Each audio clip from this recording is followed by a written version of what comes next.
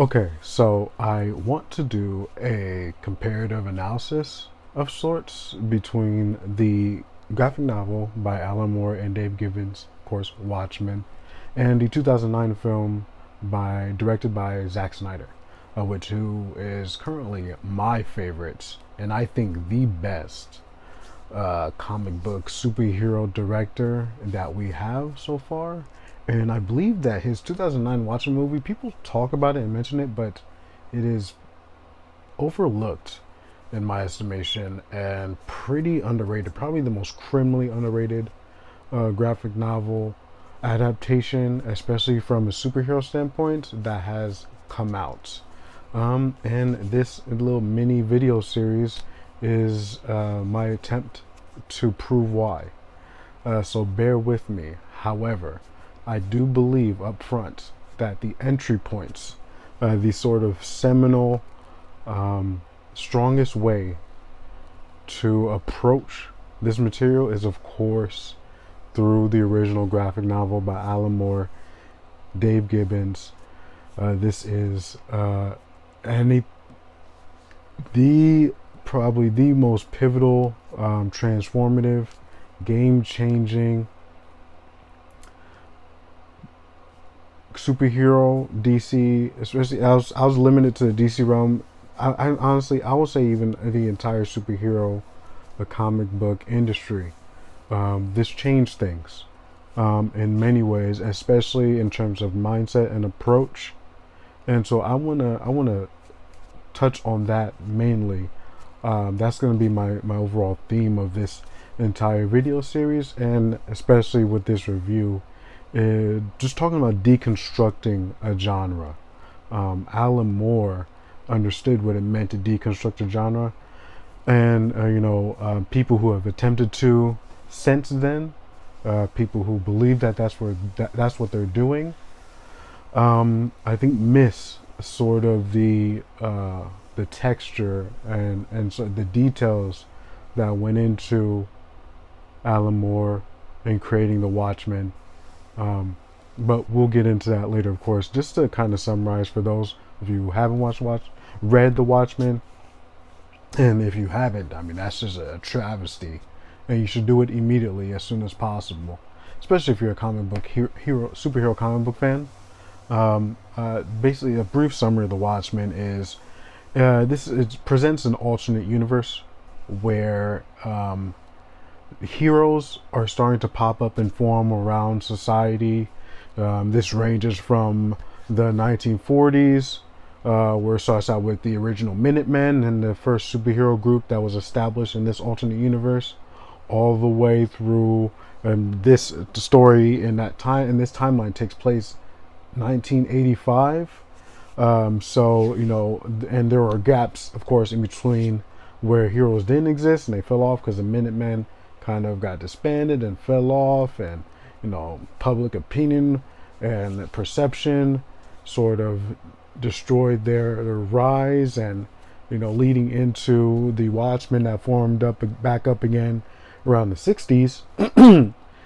Sort of just this documenting a hero's journey in a very different kind of way, more in the psychology of a hero that would live during that time, considering the cultural and historical context of the country at that time and other countries that impacted the context of our country during that time, and what would those heroes do with that power.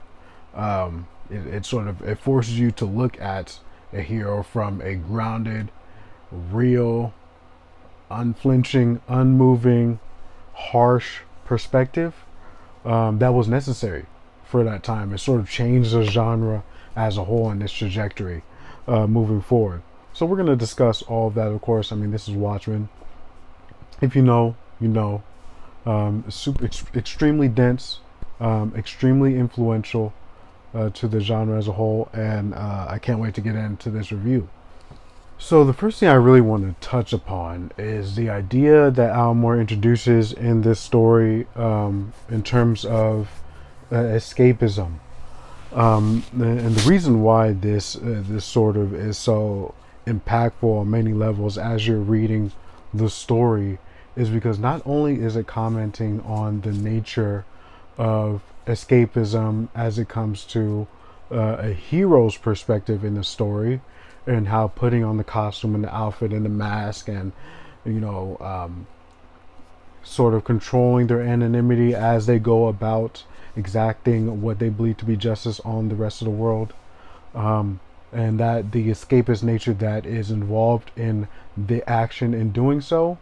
So not only on that level, but the also hitting sort of the more meta approach to escapism, but the relationship between the reader and the comic, and their perceptions and sort of their expectations of what it means and what the feeling should be when they approach a superhero comic book.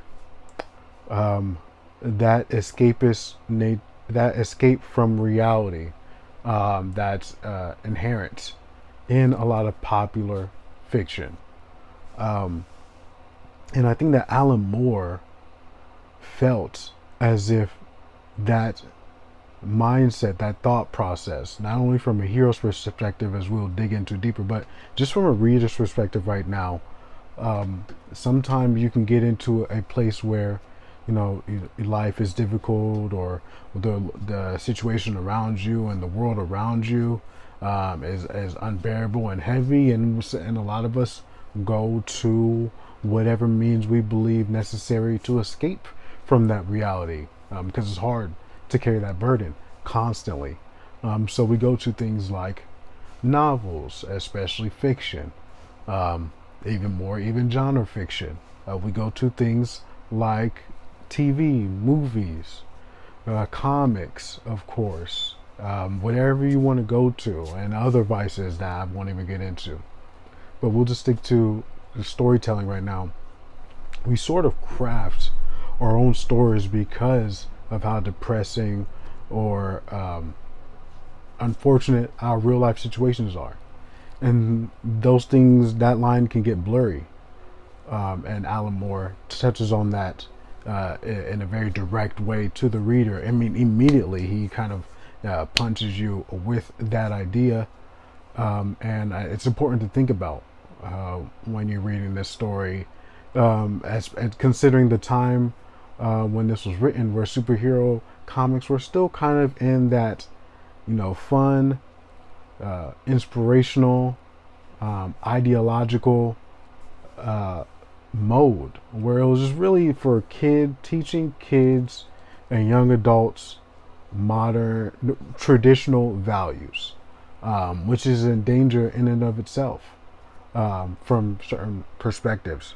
So that's a very important thing to consider when reading Watchmen, and I think it's extremely poignant in the way Alan Moore approaches that sort of theme throughout the entire narrative. Just touching back upon that escapist nature, it's difficult because we don't imagine how destructive that can be in the worst way.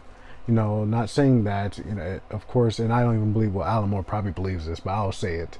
I don't necessarily believe that escapism is a bad thing, or that Alan Moore probably believes that all versions of escapism is a bad thing, but we tend to dive into the extreme of things.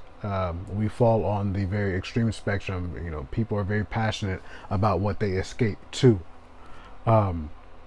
So it kind of alleviates any sort of introspection or reflection on your actions or your moral responsibility to yourself and to others, because it's your world and you're working under the confines of your rules that you set up for yourself. So where do the checks and balances exist? And this is going to be a common theme throughout this entire review when we start getting into the heroes, how the destructive nature of humanity when we create our own bubbles. That is applicable to today, as we all know. So just to keep that in mind as we go through this review. I mean, it's crazy. A message to every writer, artist out there that's trying to deconstruct a specific subgenre. I mean, these are the levels. These are the checks that you. This is the list that you kind of have to check off when you're going to do something like that. You know, it's not what we see now, where we do one thing here and a little bit here, and we're reinventing or deconstructing. Like, I don't even want to get on my soapbox about deconstructing genres today, but I will inevitably. So specifically for Watchmen, as we sort of get into each hero's backstory that's presented here, and we start to learn more about the whatever the inciting incident for their motivations become, or where they derive their sort of sense of morality or purpose within the world that launched them into heroism, we learn that it's a way for them to navigate their unresolved internal conflicts, which is a very interesting approach, because it's all underneath the surface. The hero costume and the mask and the moniker serve as armor for these characters. That probably completely just corrupted my sound. At the end of the day, these heroes are just people with broken pasts and destructive relationships that sort of inform their current actions. And so it's important to explore that. Or Alan Moore chooses to explore that sort of idea. So starting off with just sort of the structure of the story, the Cold War tensions between USA and Russia in this alternate universe sort of serves as a framing device, and adds an overall sense of urgency and tone to the story that's necessary. It's almost as the Doomsday Clock is sort of a very pivotal vehicle in this graphic novel. And so Doomsday Clock meaning when the tensions finally meet to a head between USSR and America, and the nuclear war ensues. That's sort of looming over our heads the entire time throughout the narrative, and it's so hard to find those patches of light within the story, because the tone is suffocating. The tensions are suffocating the reader. It's suffocating the main characters. It's suffocating the sort of ancillary characters scattered throughout the story. Like it's bearing down on everybody. There's a weight to it, which is such a smart choice to add to this alternate universe of the Watchmen series, because it helps things just remain consistent and cohesive. Just to add to that, it's an antagonistic force that's looming over our characters, and in this version, or this sort of approach to a superhero story, there isn't a real antagonist. You can say that the antagonist is it exists everywhere, all at once, for almost all the characters. Some people may say that Ozymandias, which is a character I'll touch upon later, is the antagonist of the story. I would strongly disagree. From Ozymandias' perspective, Rorschach, Night Owl, Silk Spectre, they are the antagonists. So the only real antagonistic force in this graphic novel is the conflict that's nebulous.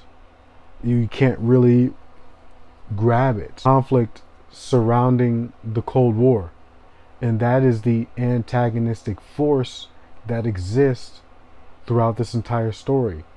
That's what forces most of our characters into action, if you think about it.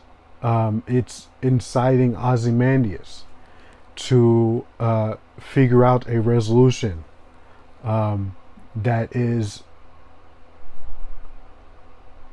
cannot really be resolved. And that forces Rorschach and Night Owl to act and to solve this mystery on sort of the attack of the Watchmen from this unknown enemy.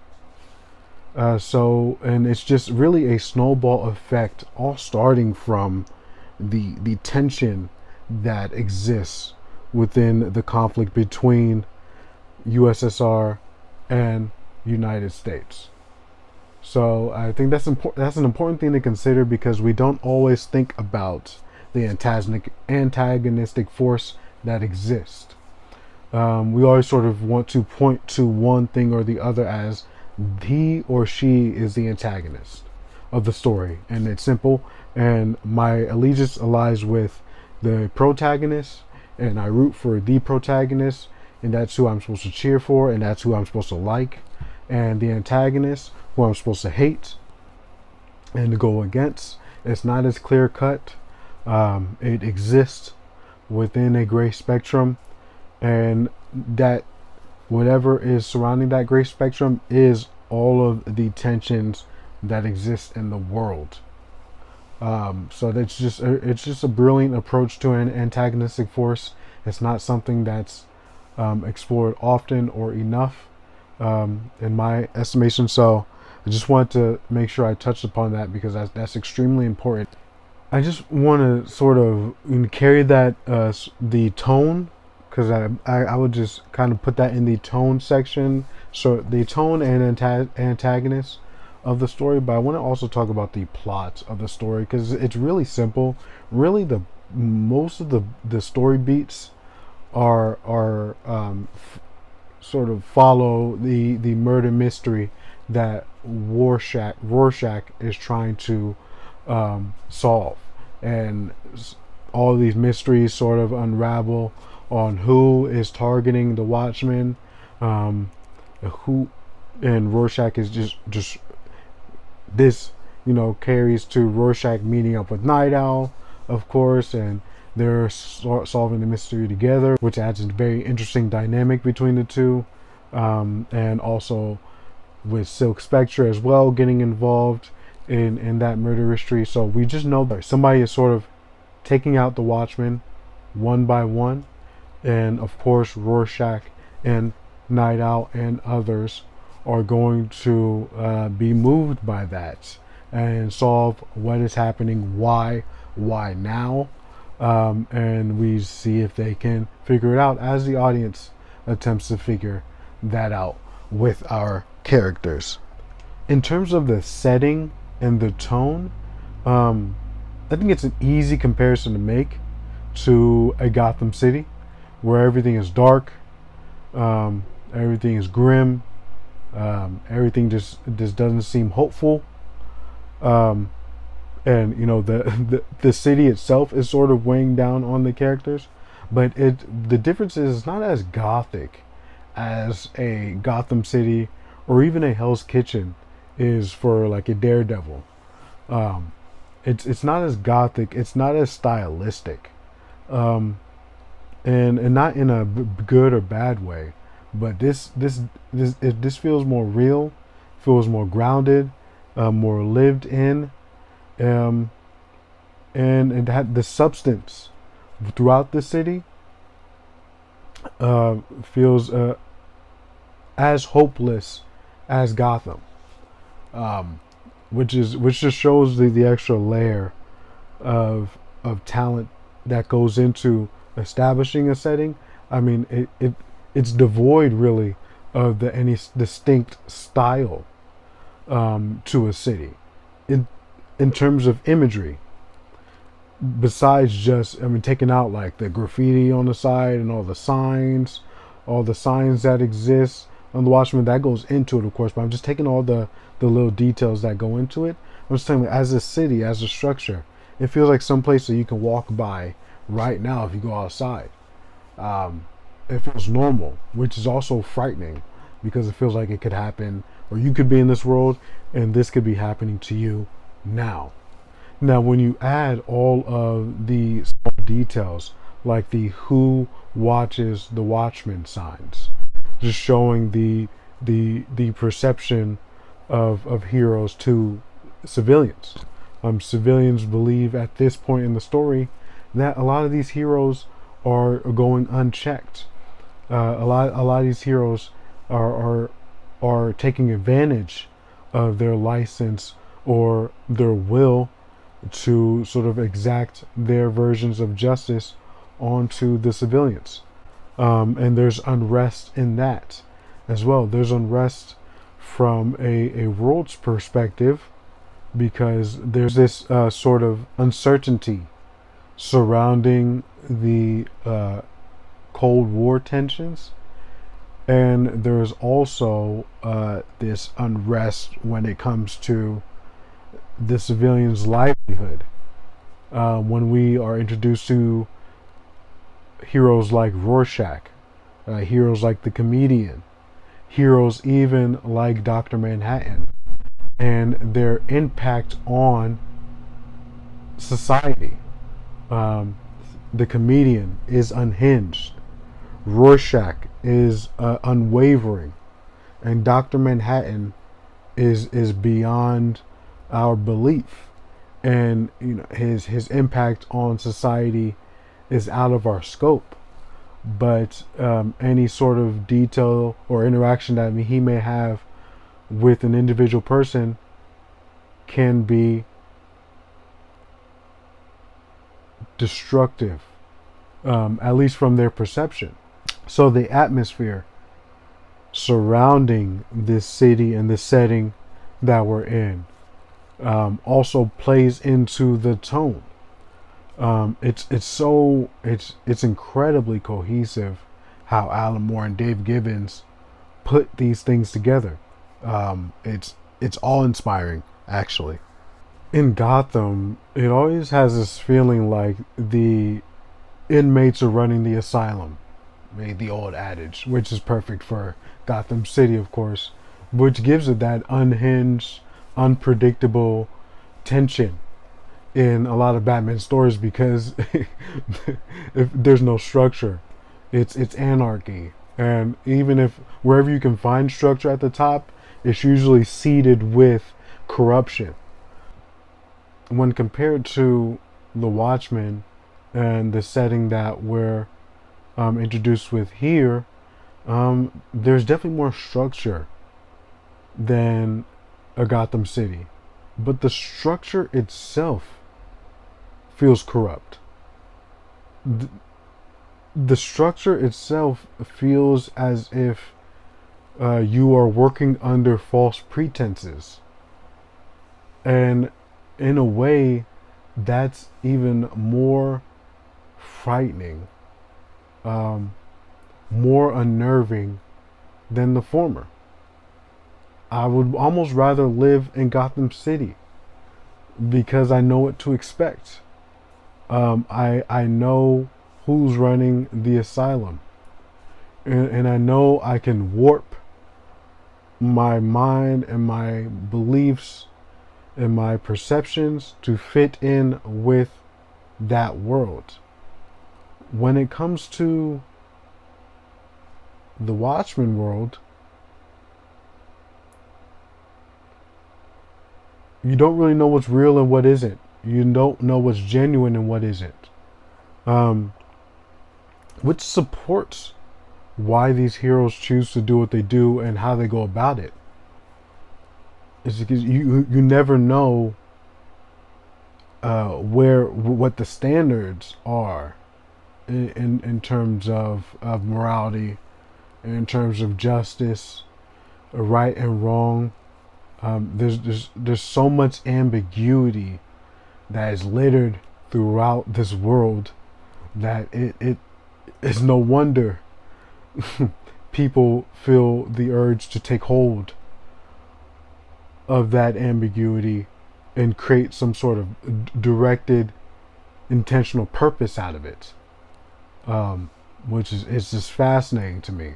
I don't hear people talk about the setting much when it comes to Watchmen, so I just wanted to make sure to highlight that in this review, because the setting and the antagonistic force are two things I believe to be one of the most important elements that make this story work and that separate this story from subsequent works that tried to do the same thing it tried to do, and it missed a lot of these details. So I want to highlight those details in case we have some young writers and artists who might stumble upon this review and be like, hey, it's all in the details. I also want to take the time to shout out Dave Gibbons for just his transformative, immersive approach to the sequential art portion of this story. The relationship between dialogue, narration, imagery in this work is top notch. I mean, every scene that exists, every panel tells a story. The image within the panel tells a story. The dialogue and its relationship with the image tells a story. Even the panels without the dialogue or narration bubble or text square or box, dialogue bubble or narration box tells a story. So it even further immerses you and makes you hold on to every single panel. The best artists know how to capture the reader's attention from image alone, because there's a whole story within that illustration, and it makes this graphic novel is only 12 issues, but it takes you longer than you think, not only because the writing is extremely dense, which we all know, but the art is layered, and you feel like if I don't catch every single thing, I might miss something that I'm supposed to know. So it's kudos to Dave Gibbons for having the ability to immerse his readers into the story from the visuals alone. That's a very important aspect of graphic novels, and I just don't want that to be overlooked or forgotten. So one of the most interesting elements of the graphic novel is the sort of the chapter break that we get on page 275, where it's this sort of insert from the New Frontiersman article, which is a publication outlet, and there's two that we know exists in the story: the New Frontiersman publication outlet and the Nova Express publication outlet, and we assume to be sort of the relationship between conservative and progressive, or liberal or right and left sort of news outlets and publications, and their messages are very distinct in not only their delivery that sort of reflects our real world,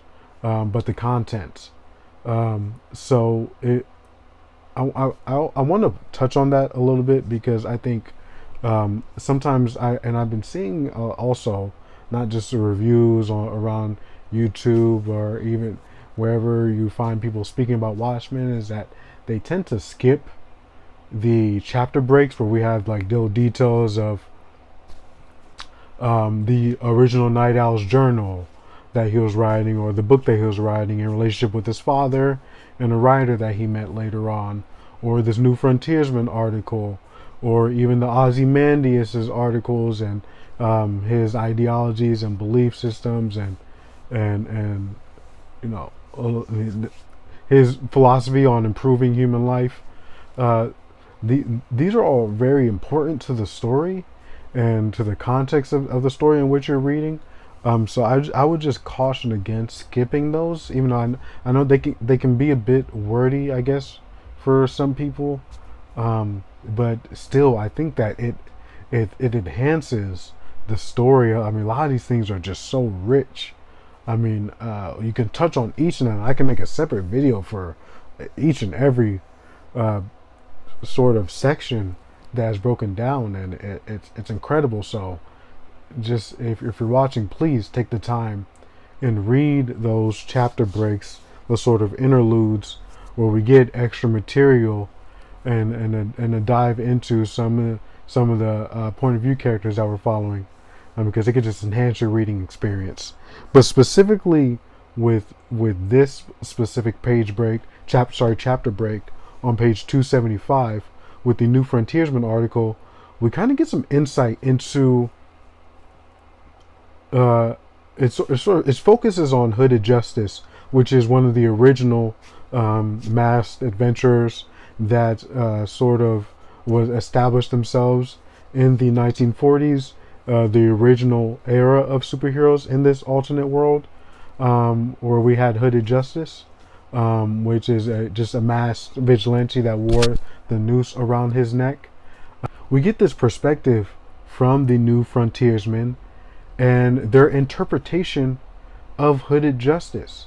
You know, and it's such an interesting thing because we never get Hooded Justice's point of view. He's one of the most mysterious characters in this graphic novel. He sort of disappears after the fall of the original incarnation of the Minutemen, which is the original superhero group.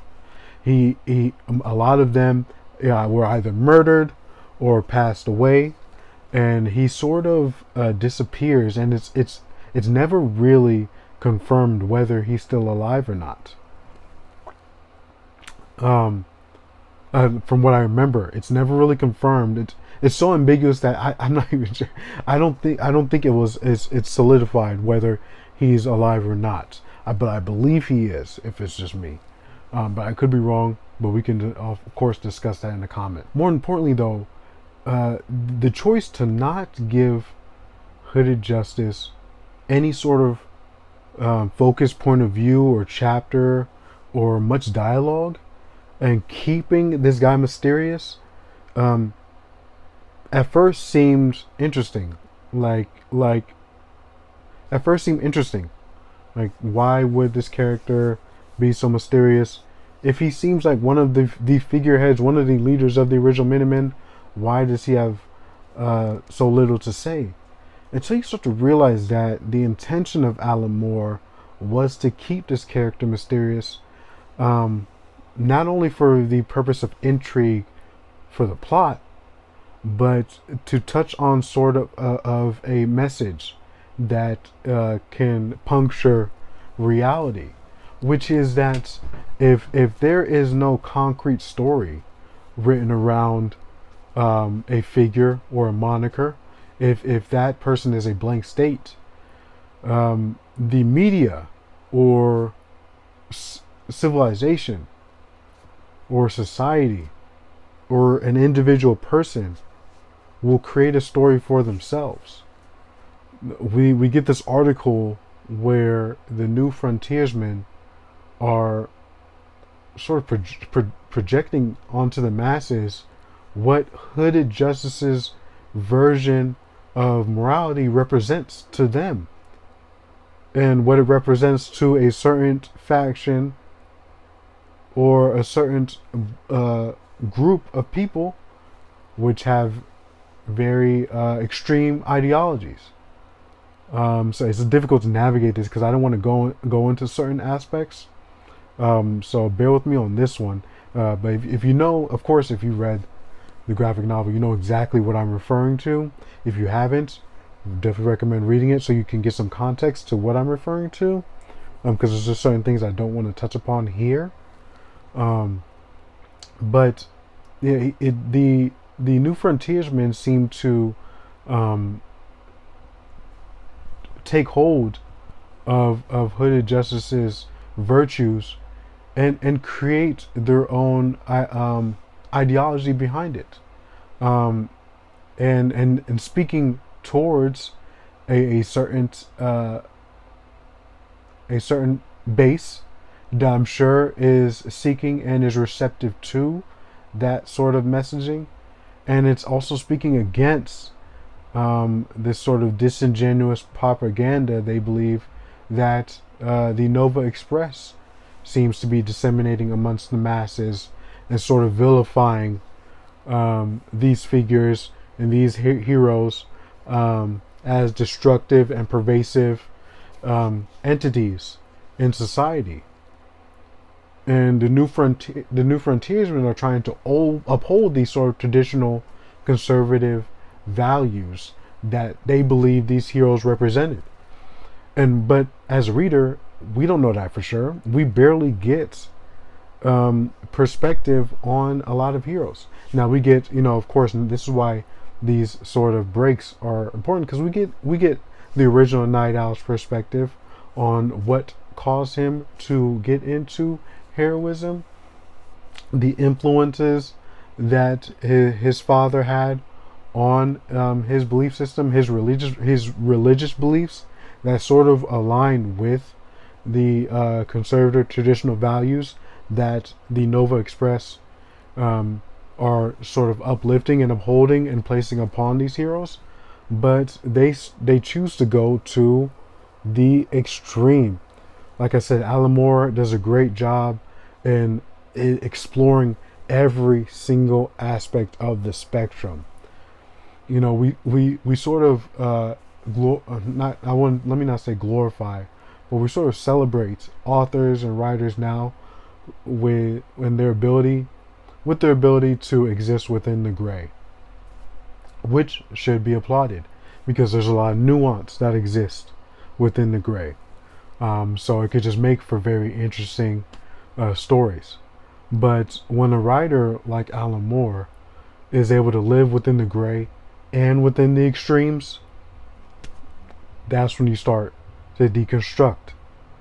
That's when you start to explore levels of the narrative that even live outside of the story. It can sort of transform into a real life message and caution, which Alan Moore is speaking to, I believe, in this sort of excerpt that we receive from the New Frontier and that publication outlet.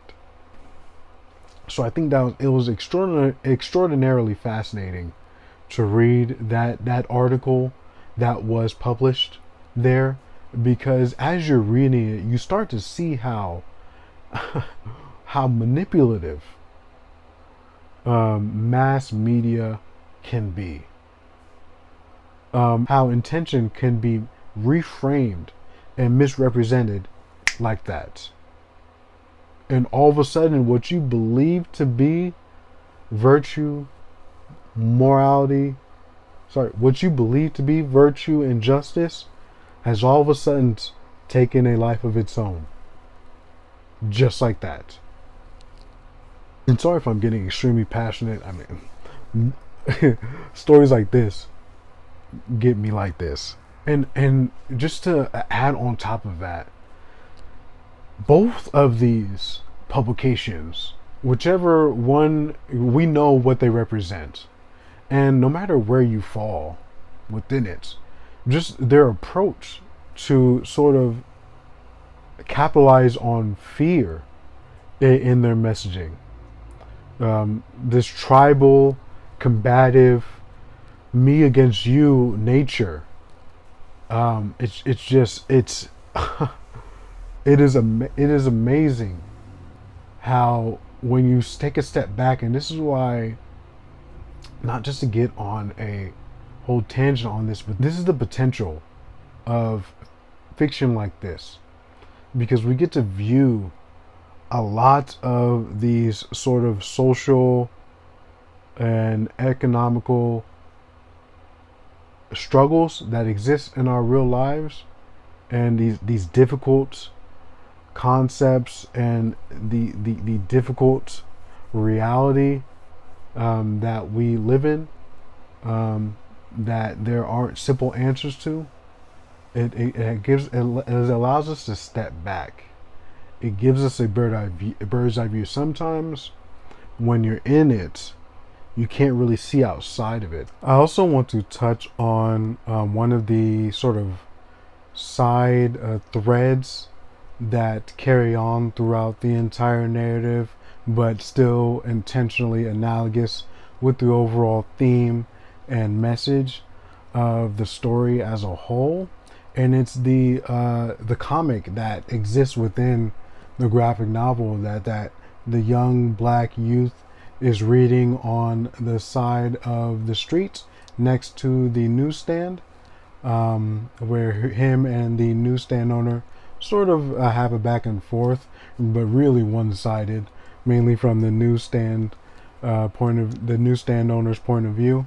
But the young youth is reading a story from Tales of the Black Freighter, I believe it was called, titled Marooned. And it's just about this, this short summary of the story about this sort of this sailor that had an unfortunate shipwreck, in which he had to do many horrible things to survive, and it sort of warped his mind and perception. And all along, he was going on the journey to try and save his village and his family from impeding pirates. And sort of on that journey, and throughout his unfortunate situation, his psyche was kind of marred in the sort of disaster and the lowest pits of reality that seeped into his soul, just from his pursuit to survive, and his drive to survive. It just warped him, and it just shows that if I can sort of encapsulate this entire story into one adage, it would be that the road to hell is paved with good intentions, and it's shown in the comic as that guy's intentions is to save his village and his family from pirates. And along the way, because of unfortunate circumstances, he becomes the killer himself. He becomes the danger to his family and his civilization. And it's just the imagery of him swimming back, and he meets up with the pirate ship after attempting to escape his village from pursuers that figured out that he killed his own family, and he was pursued by the officers of that civilization, and he had to get out, run away, and attempt to swim to safety, running away from the civilization that he swore to protect. And then he meets up with the pirate ship, and so that sort of the imagery of him becoming what he swore to destroy, and that final sort of meeting with him being accepted by the pirates because that was his only form of refuge, and carry on. He's probably going to, as it's sort of inferred in the story, he has now become what he swore to destroy, and I believe that it exists throughout the entire Watchmen narrative. People don't discuss this sort of side comic that's being read throughout the novel enough.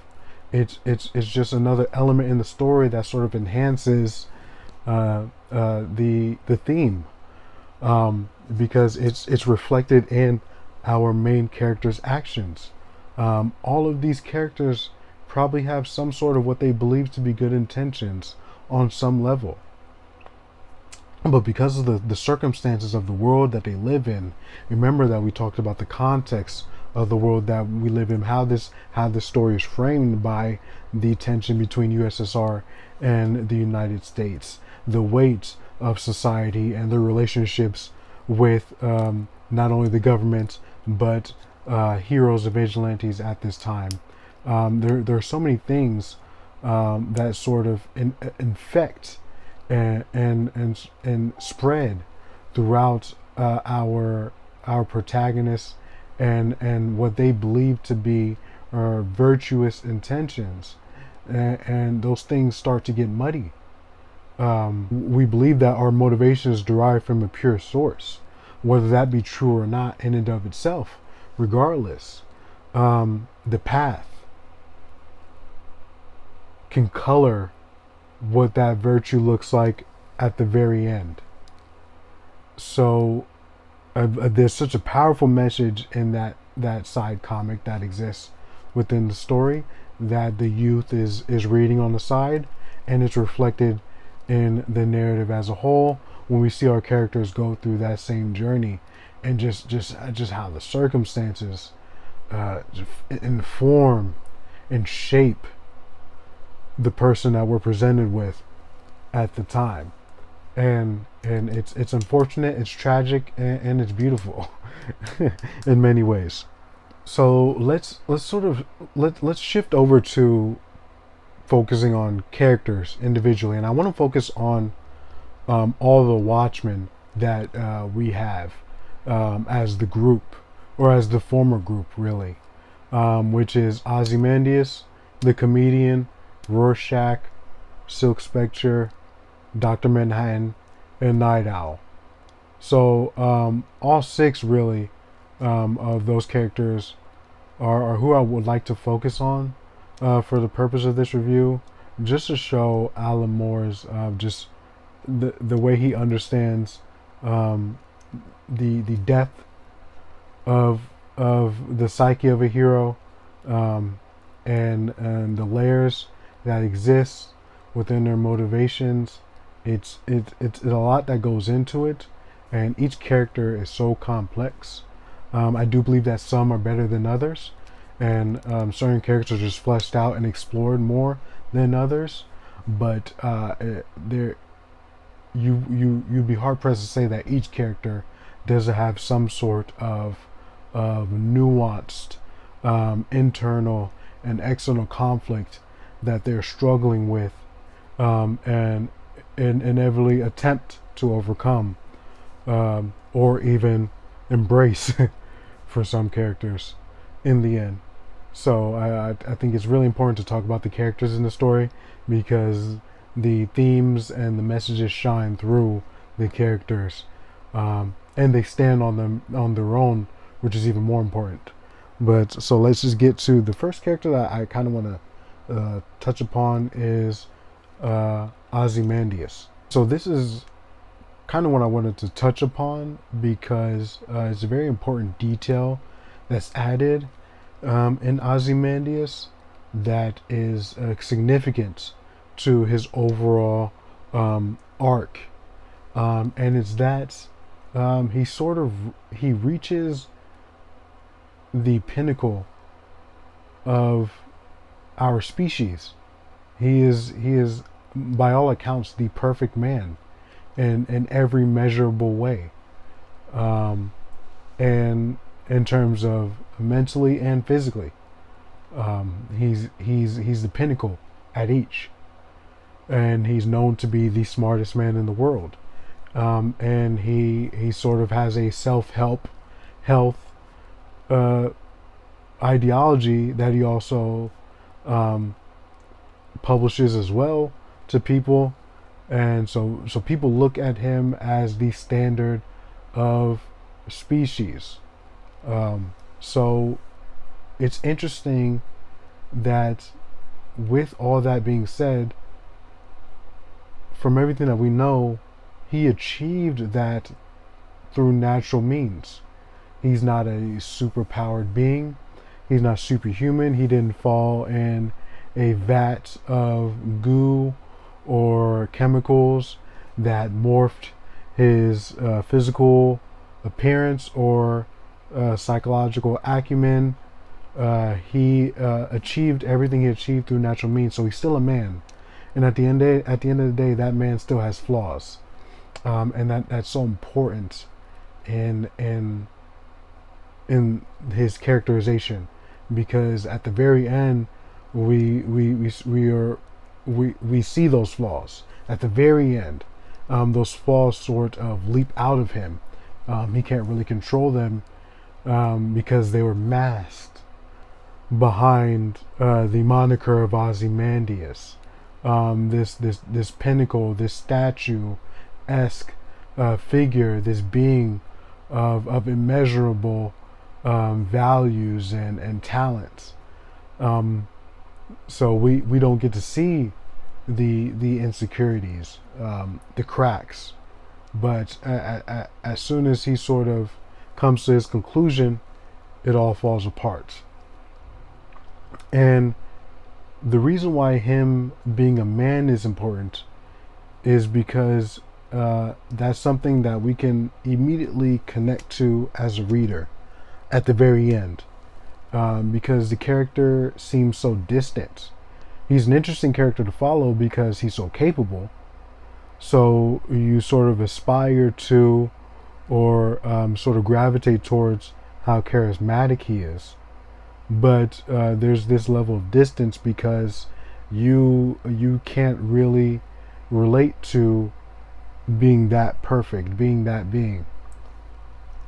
But as soon as he comes back down to earth, he's probably the most sympathetic character in the entire story, which is crazy. In one page, that's the power of Alan Moore. At the end of the story, when Ozymandias achieves his goal, he turns and asks Dr. Manhattan, have I done it? Is it over? Dr. Manhattan responds in a very esoteric manner, as he usually does. It's never over. There is no end. And when Ozymandias comes to that realization that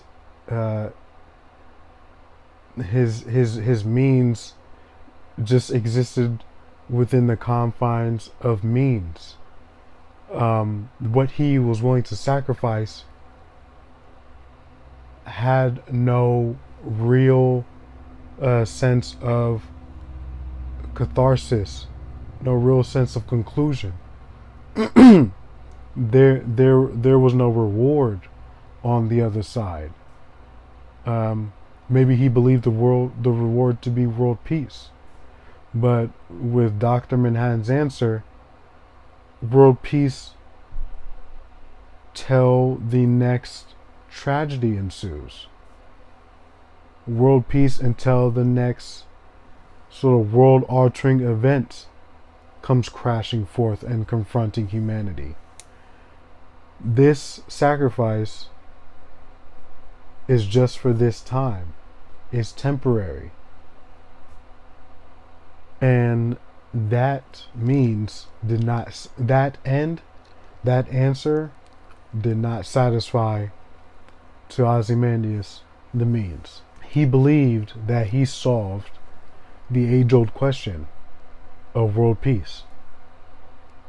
And he did, but only for a time. And he crumbled. He was reduced to the most natural state of human nature, seeking validation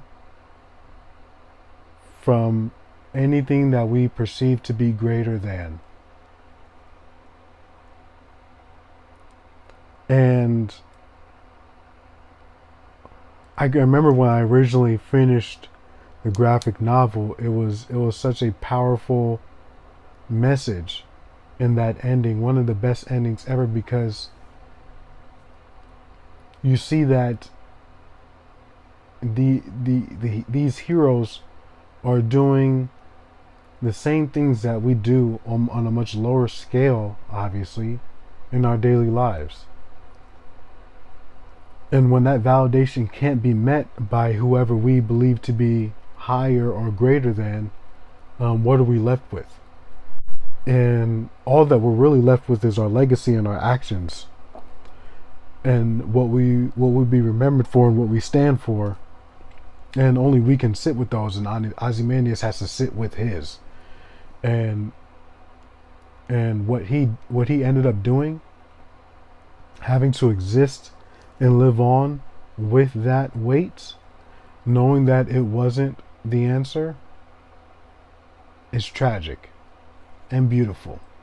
Like I just said, we might as well just call this story tragic and beautiful. The end was greater than the means to Ozymandias. Always. From his inception of what he believed to be the answer, the ends were greater than the means.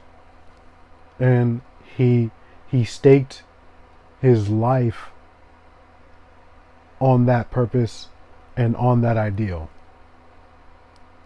What I'm doing is worth what will come out of it. What happens when there's no end? Can you still justify the means? What happens when there's no end? Can you still justify the means?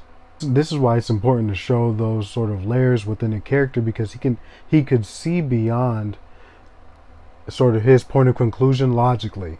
He had it all planned out. This is how I will reshape the world in my image logically. But he could not see beyond the point emotionally and what that would do to his psyche. So when whatever he believed to be a fitting conclusion or a fitting answer to his transgressions, and they're not met, he's left with a void, and you have to fill that void, and that void has to be filled with some sort of validation. And if not, then he's staring into that void in perpetuity, according to Dr. Manhattan. That sort of emotional metamorphosis that was revealed at the end of his journey is in complete contradiction with the Ozymandias that we've been presented with, not by just the narrator, but the characters themselves, and their perception of him. He's presented to be extremely charismatic, extremely capable, just captivating, this paragon of humanity. And the character is formed by the contradiction. That's where the layers exist in his insecurity within his goal, and it's brilliant, and it caught me off guard. Moving on to Rorschach, who is also an extremely fascinating character to follow. We learn that his whole life, especially in his flashback, he's searching for meaning, answers, and purpose to his own existence and to the atrocities that are permeating throughout his young life and the world around him. And he's in constant search for that. And so once he figures out, and he mentions this during one of his sort of therapy sessions when he's imprisoned, is that once he sort of looked into that abyss that I was referencing back when we were talking about Ozymandias, once he's forced to look there and comes to the realization that there is no tangible form of judgment, sort of surveying the cause of humanity and each and every act from each and every individual and the atrocities that may fall in the wake of those actions are unchecked and exist in the abyss. And an abyss where no true judgment of right or wrong, good or bad, no value of discernment between the two exist. And that conclusion sort of split his mind in half. So he only can live in the extremes.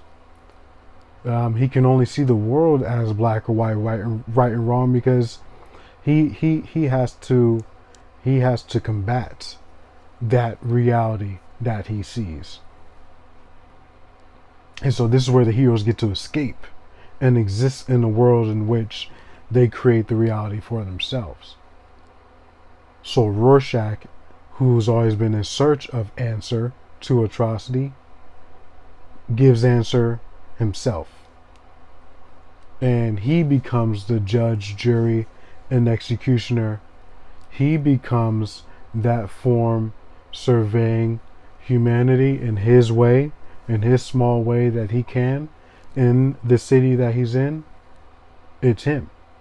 And right is right and wrong is wrong, no matter what. And it cannot be compromised. And which we see at the very end, where he is not compromised. But when he's right, he may be right for the benefit of some people and detrimental to others, depending on, really for him, depending on the day. But really more importantly though, it's really depending on the action, and what kind of judgment should be placed on that individual. And only he can give answer to that. He believes. So it's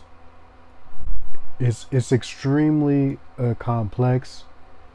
One of the better backstories for a character like this that you can read, because it doesn't go out of their way to sort of force you to sympathize with the character, even though he does have the relationship with his mother, and you do feel bad for Rorschach, but his psyche is so warped that it's just unfortunate for the world as a whole. For the world as a whole, for the world, it's unfortunate, not just his particular situation. So his rigid sense of justice is necessary to offset the sort of inevitable nature of evil that exists throughout the world. So one extreme used to combat the other. I mean, and people say that, and this is going back to Alan Moore and playing with extremes. People have this perception that black and white in storytelling can't be interesting to explore because we've seen it already. And I'd argue, no, black and white can be one of the most interesting ideas to explore when done well. When done with intention and an approach that is nuanced, an approach that's reflective of both you and the character. The black and white can be extremely necessary and extremely tragic for Rorschach's case. But you have to lean into it, though.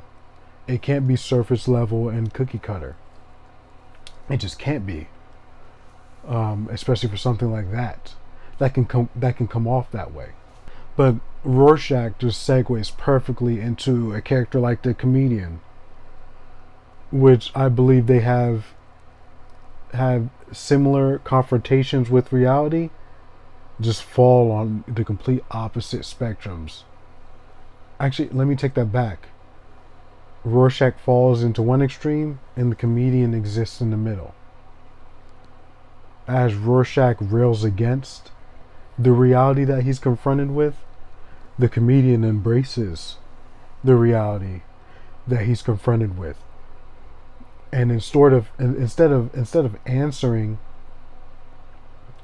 to the atrocities with moral absolutes, he just learns to adapt and navigate a world that is colored in many grays, and that's an important element and important exploration of a character that should exist in the same world as a Rorschach. I think sometimes, especially when we talk about exploring black and white, it comes across as nuance here because Rorschach isn't the only point of view that we get. We get many different reactions to circumstances. We get many different perspectives, and perspectives are extremely important, especially when you're handling this kind of material and this kind of subject matter, because not everybody has that same perception of the conflict, of the subject or the scenario. Many people have many different perceptions and explorations, and we can all identify in each and every sort of motivation and reaction to the world. So the exploration, we don't get much from the comedian, but what we do get, it's clearly a different approach, a very stark contrast to the way Rorschach approaches and views the world. The comedian does not fight against society's destructive nature. He learns to survive within it. And that in itself is fascinating as well. Now, when those two characters are up against each other, it's even more fascinating to explore those reactions. And for the comedian's sake, and we'll touch upon him later, because there's a lot of things that with the comedian that play with perception and reality and judgment and expectations of a character. There's a lot that I want to touch upon with the comedian, but just for now, we understand that his perception from his peers is that he's really, and society as a whole really, is that he's a political puppet. He's a figurehead that is just an opportunist, really. And sort of aligns himself with the most advantageous position possible. And we learn that, and as the story goes along, that most of that is true because of the nature of his response to morality and the lack of that exists in their world. But we also understand that he's not necessarily these sort of nefarious and apathetic character that we were originally presented with. There's some layers to this character who sort of, upon, with now that we have access to the full picture, it seems like a character that is doing what he needs to do, not necessarily what he wants to do. And a character that succumbs to his own nature of violence and his own nature of imperfections easily, because that's the easiest reaction to have in a world like this, is just to succumb to your depravity. But that doesn't mean that he wants to be that way. And I think there's little nuggets throughout the story that show that he in fact does not. Even though that's probably difficult to talk about considering some of the things that he has done in the story.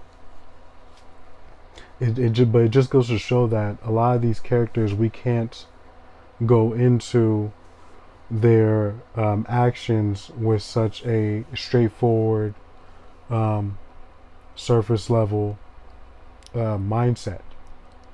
We just have to be mindful of that going in. Alan Moore, and which is why I sort of gravitate towards his sort of writing style. And what I try to pull from him the most is that he intentionally compromises our characters, but not just our characters. He compromises the readers. You cannot go into an Alan Moore story with preconceived notions and biases, wherever they may stem from, whether that be morally, politically, culturally. You have to throw those all out the window.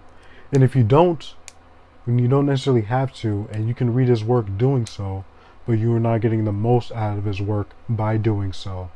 You get the most out of his work by throwing away everything that you came in with, all of that baggage, and receiving the material as a blank slate and being receptive to that.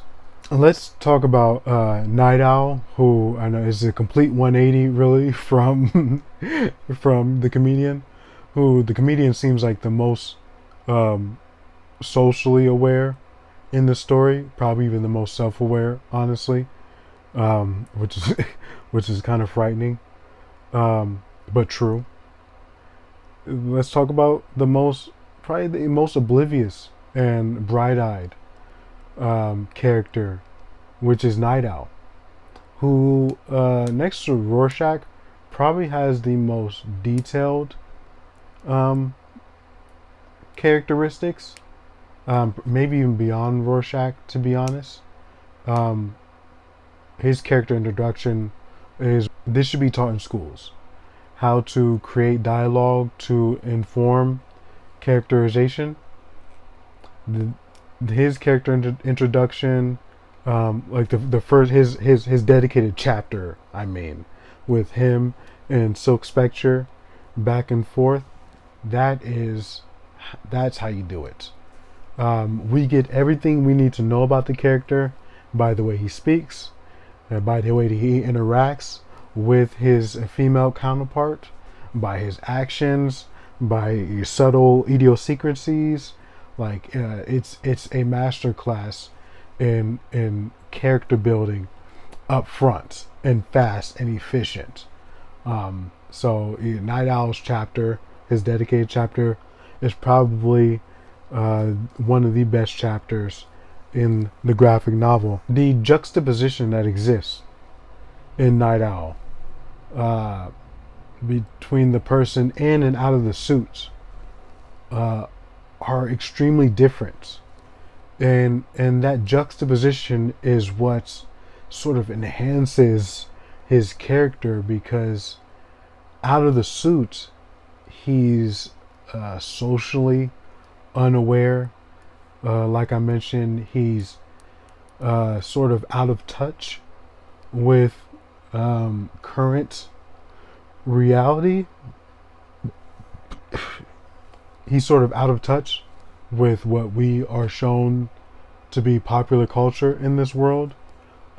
His interaction with Silk Spectre, who is Laurie, is presented as an interaction that's supposed to be flirtatious, and everything from Laurie's side that we end up seeing show that her intentions were to be sort of playful and flirtatious, and that's the context that this interaction is sort of built around. And the Night Owl is extremely deficient within this context. It's apparent that he does not have much experience, or he does not have he lacks the confidence and awareness to excel in this experience. So it's an extraordinary back and forth where you see Silk Spectre trying to pull any sort of affection that she can out of a Night Owl, and she is just unable to, because a night owl is completely dense and unaware that that is even what she's attempting to do. And even if he was aware, he wouldn't have the ability to provide what she's looking for. It's not until he puts on the suit that we see Night Owl in action, that we see him sort of interact with the tech, and sort of find himself in an interaction with Lori where he is explaining the sort of life of an adventurer, of a hero, the tech that's involved in his day-to-day life, where he begins to excel because he is hyper focused and hyper capable in this one specific area, in this context. And anything outside of that, it's implied that he tends to avoid or run away from. So he escapes into the box where he is capable. So it's all tying back to that theme that we started this video off with, and going through all the characters. And but when we see Night Owl in that specific context, it is fascinating, and he is the complete opposite spectrum of the character that we're presented with. He is extremely confident. He's extremely capable. Even going back to confident, competent, bordering on arrogance. He's on that ledge and he's looking over the edge of arrogance. He is extremely dismissive and condescending towards people. Even in his later interactions with Rorschach, he's extremely condescending. He's extremely dismissive towards a lot of Rorschach's sort of ideas and intentions, and he wants to be in control at all times. He is extremely proactive in the suits, but extremely submissive and reactive outside of the suits, including his own confidence when it comes to his manhood, and being able to perform. When he's outside the suit, he is unable to perform in a sexual context with Lori. When he's inside the suit, he is. And so this is the most extreme version in a different sense, in a very what seems to be the most extreme version in an innocent sense, but just as destructive, is Night Owl's sort of escapist nature. That's extremely pervasive and extremely warped and destructive to his reality, and he doesn't even realize it. This is the kind of character building that I was referencing in the beginning. I mean, the amount of approach, so the amount of detail and layers that go into these characters are just it's immeasurable how he's able to do this in 12 issues. It's immeasurable. Now let's talk about Lori, who's probably, other than Dr. Manhattan, who I'm saving for last, is probably the most difficult character to talk about.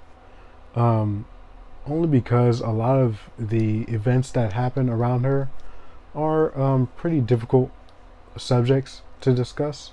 Not only that, but she's handled in a very different way than all of the other male characters are. Most of her conflicts are external, and come from external forces all around her, which isn't a bad thing by any means. That's another interesting approach to go with the character. Now, the fact that she is the only female character in the main cast, and she's handled in that way, can obviously be a broader discussion for another day and for another video. But just dealing with what we have in front of us, Lori is a very interesting character, and everything surrounding her is extremely interesting. Now, most of her external conflicts come from her relationship with her mom and her obligation, or the obligation she feels she has to carry to sort of embrace the moniker of Silk Spectre that has been passed down from her mom to her, to Laurie. And with that, there's sort of the void of a sense of purpose or motive outside of her obligation to her mother that exists, which is very different, you notice, from the characters that we spoke about previously. So as you can expect, her relationship with this idea of heroism is going to be very different from the relationship that her counterparts and peers have. Her dedication to this sort of desire to be a hero has very shaky foundation because it's not really derived from within. Her dedication to the idea of heroism for her will be explored through a very different lens, from a lens that doesn't necessarily tether themselves to this moral obligation to uphold their version of justice or to survive and navigate the tumultuous terrain of the world that exists. Her only obligation is to her mother and her mother's expectations, which we can expect to be a very destructive and shaky foundation for a relationship between mother and daughter.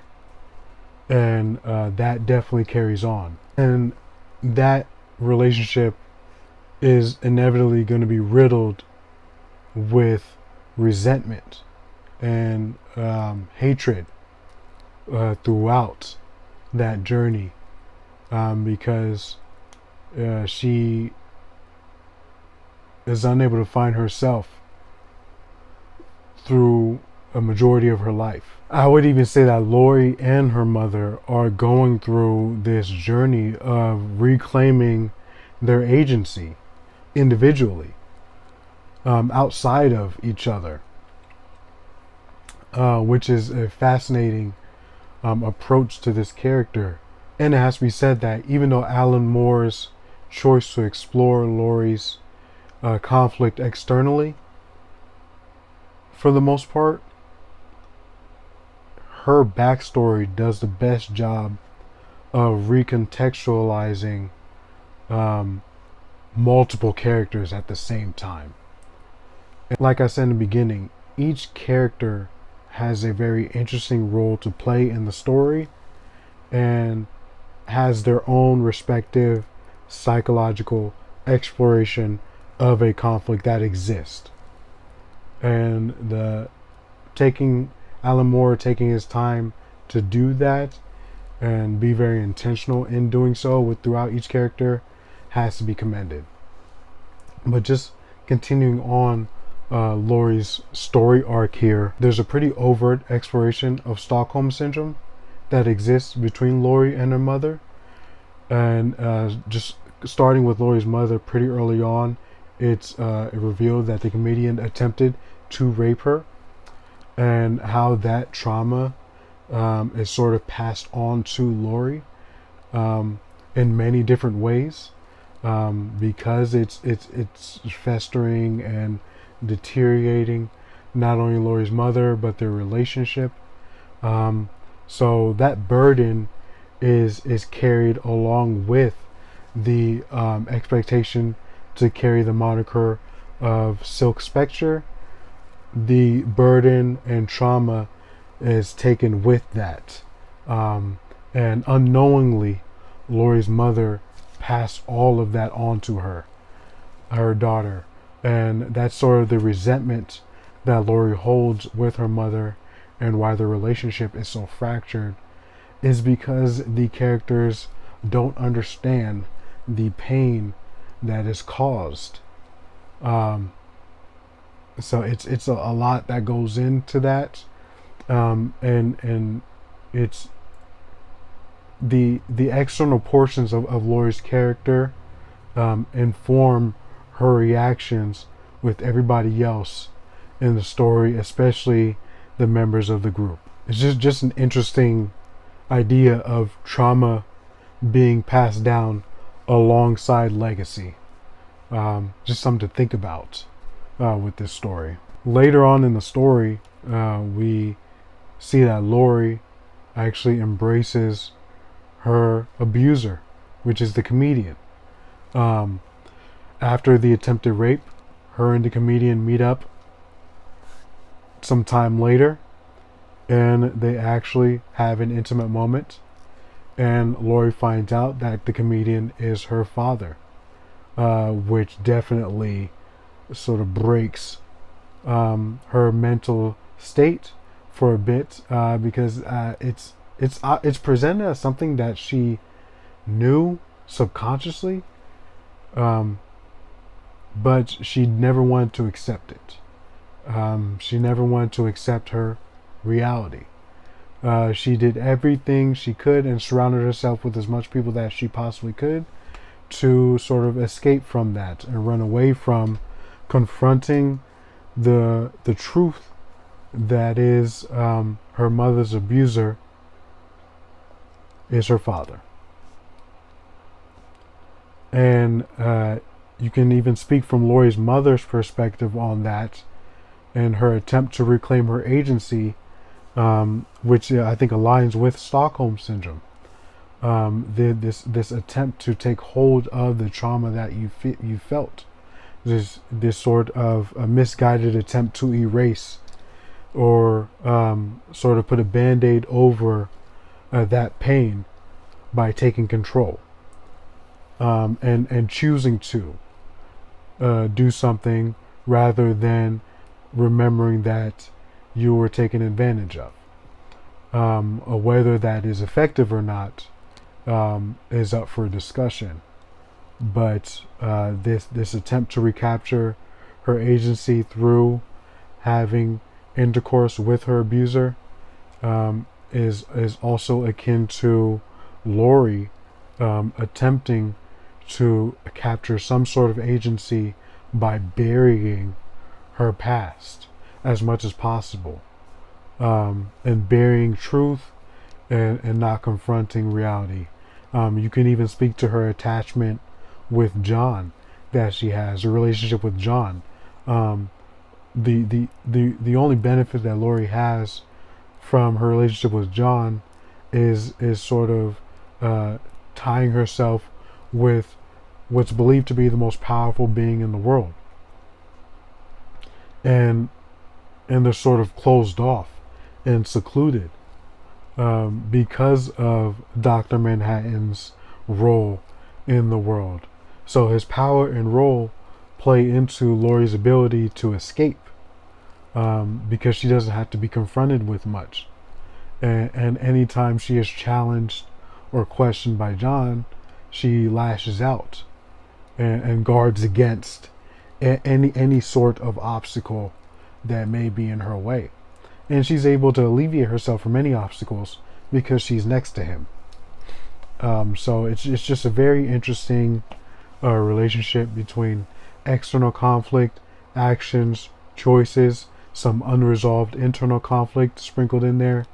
Just shapes out Lori's character pretty well. Now, moving the progression of Lori's character to her relationship with Night Owl, it makes sense that she sort of attaches, or she finds an attachment with a character who is very grounded, the most everyman, everyday character that you'd meet, the most stable person, and she finds solid foundation and solid footing in the security that Night Owl provides.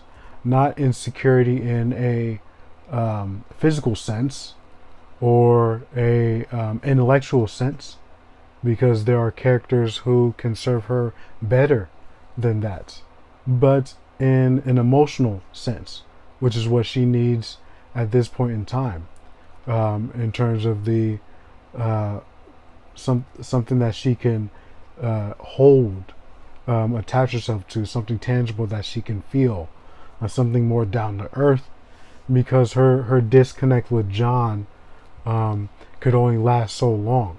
It was a temporary escape, and her relationship with John represents that escape, and her relationship with Night Owl sort of represents her embracing reality, coming back down to earth, settling down, grounded, solid foundation. Now, Dr. Manhattan is the last character I like to touch upon, and I saved him for last because he's one of the most difficult characters to talk about, because of his role and presentation in the story.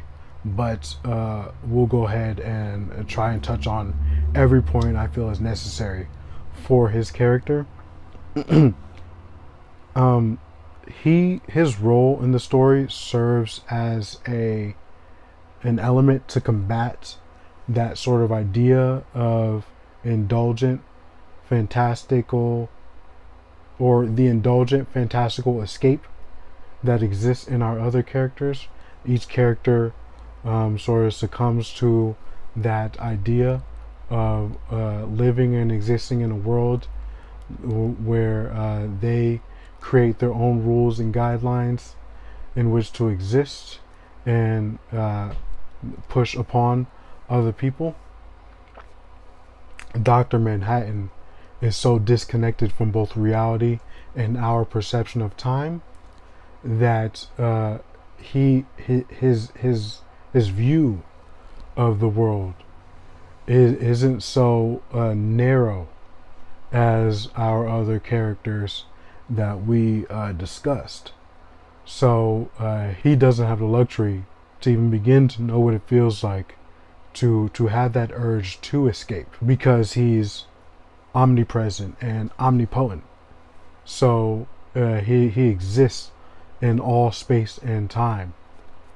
So his indulgence is very limited, as you can expect. And the way Alan Moore chose to sort of match Dr. Manhattan up with Laurie was the perfect way for us to sort of view Dr. Manhattan how Laurie views him.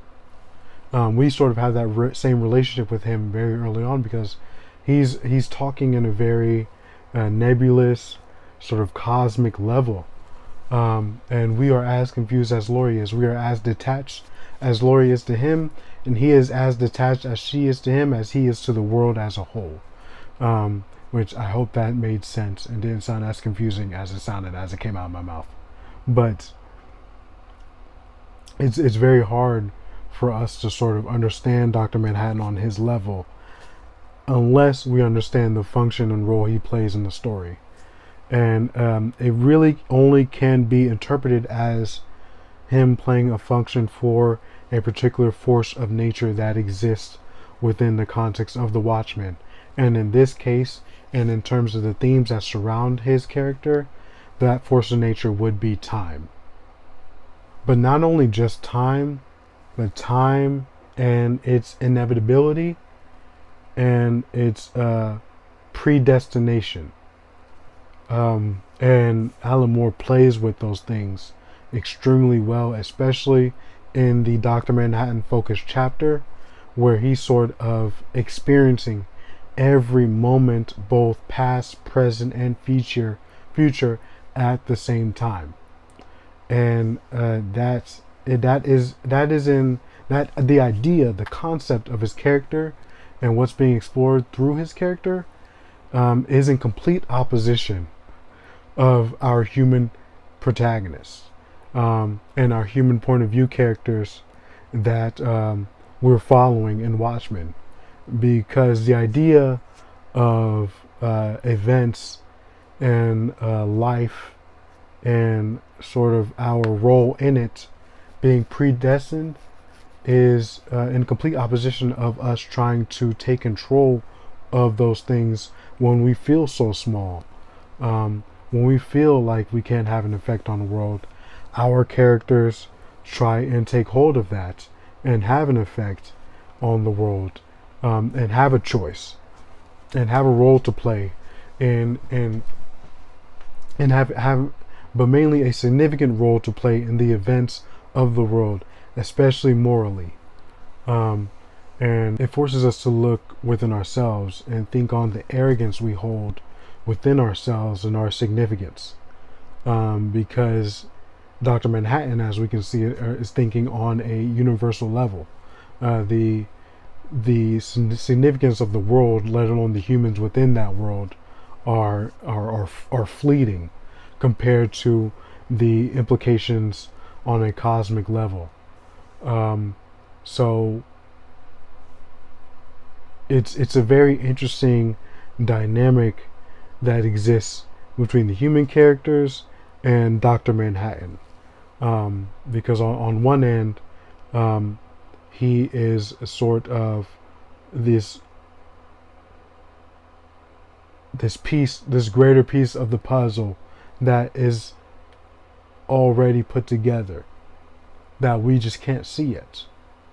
But on our level, we want to shape that puzzle in our image, not knowing that that puzzle is already fixed to a certain image that may not match ours.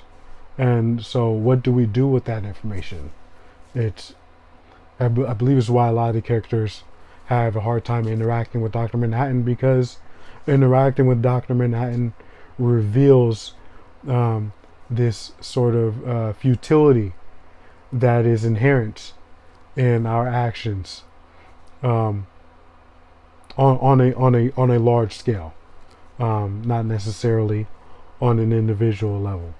However, we do see that his function is compromised in the story with the element of Laurie that exists. It's really the only emotional tether or tie that he has to our world, and it's the only thing that humanizes him to our vantage point, relatively, of course. So Laurie plays a very important role in their relationship with each other and the relationship between him and the audience, because we need Laurie to humanize John. And not only that, though, but there's something beautiful in the idea that this omnipresent, omnipotent being can be captured and held in these moments, due to relationship or a bond or a connection or even love. I just think it's an interesting sort of symbolic representation of time that exists in the Dr. Manhattan focused chapters, because he really has no reason to be interested in the conflicts of our society or any sort of conflict on a human level or any sort of genocidal impending doom that may strike the world at any moment. He has every justification to be indifferent to all of those issues. But yet, Laurie's able to capture his focus. Laurie's able to slow down time and encapsulate it in these moments that we get between them. Before Laurie went to Mars with him, Dr. Manhattan was existing all throughout time by every measure, past, present, future. And you can sort of see a struggle with that in his face to sort of ground himself. But when he brings Lori up to Mars, there are certain moments where he doesn't mention past, present, future, doesn't mention the time, doesn't mention how he's experienced something, but in the future, but he's currently present and not experiencing it. There's certain moments where he's present. And I think the snow globe that's shown through Lori sort of coming to terms with her reality and what that snow globe symbolizes and represents in terms of capturing that moment in time. Whatever we decide to put in that snow globe is really up to us. And for Lori, she put her trauma in that snow globe. She put all of her conflicts and all of her unresolved tension with her mother, and everything that she tried to bury is captured in that snow globe, and it really can't progress or regress outside of that one moment. And so her psyche was stuck in that moment, and it wasn't until she broke it to where she was able to set herself free. But that snow globe also plays on a greater scale, on Dr. Manhattan's level, in the ability to capture those moments in time. Something that he may not have the ability to do. For a person who can literally do anything. He can manipulate matter. He's omnipotent, omnipresent. He struggles to have a perception of time that is limited. And so that snow globe plays a dual function in that chapter. I think the best chapter, the best issue in the graphic novel is a Dr. Manhattan issue, because it's doing so much on so many levels. And his character is so interesting because he represents the opposition to the meta-narrative of Watchmen, which the major theme of Watchmen is the pervasive, indulgent, escapist fantasy that we run to when we're hurt, when we cannot answer certain things or sort of grab hold of certain difficult concepts. We sort of create our own, which can be extremely dangerous and extremely destructive.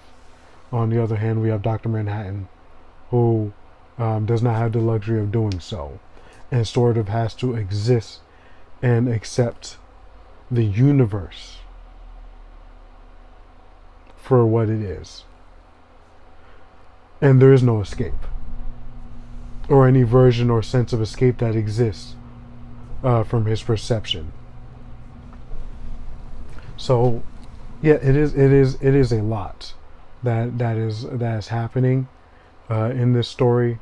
It's a lot to consider, and I pulled a ton from the narrative. Also, to add to the sort of metaphor that exists between Lori and John's relationship and that idea of time, is considering the fact that a force of nature that is all-encompassing, that exists on spectrums outside of our perceptions, really, can only be measured from a human sense, or from a grounded sense of reality, can really only be measured by moments. That's another thing to take away from that. The snow globe symbolism is how time is measured, and how we as humans measure time, and how it's tracked. and how that's tracked for Laurie and John. So it's just interesting ideas that are explored and presented to the reader, and it's really for you to kind of take away. I think Alamo approached Dr. Manhattan with a level of freedom, I would like to say, with a level of ambiguity. That way we can kind of take a lot of what he's doing is intentional, but you can kind of take away a lot from it because certain things are just not said. Certain things you just kind of have to infer from the text, and what better way for it to be presented. So that's pretty much it for the characters of Watchmen. Obviously, this video is long already, and I could go even longer. But I kind of want to be. I'm gonna close it off here. That way, you can kind of read the story, take it in for yourself, reflect, and you can always come back to this video as well. I went as in-depth as I possibly could have with this narrative. I'm going to be reviewing the 2009 Zack Snyder movie next. I'm very excited to get to that, comparing it and contrasting it with the graphic novel. So I hope you guys join me for that as well. Please meet me in the comments. We can talk about this and kind of piggyback off of everything that I present in the story, and go from there. Thank you guys so much for following me on this journey and this exploration of Watchmen, and I will see you guys soon.